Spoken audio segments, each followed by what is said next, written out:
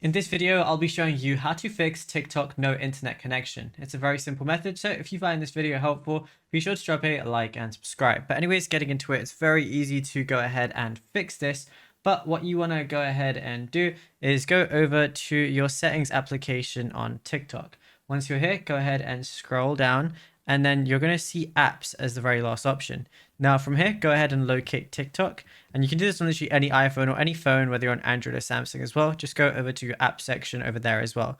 Go over and find your TikTok application, and then just go ahead and click on it. And what you want to do is give it access to your mobile data as one of them, and then also give it access to your local network, because that's why it might not be working on your, when it has like no internet connection. What you could also do is once you're done with that, is swipe out and then just turn on airplane mode.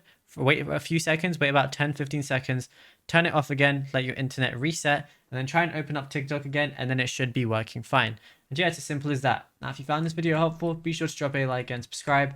And also be sure to check out all our other tutorials that we've been posting on the channel as well, because there is a lot to go through, and you might find something that you don't know about yet.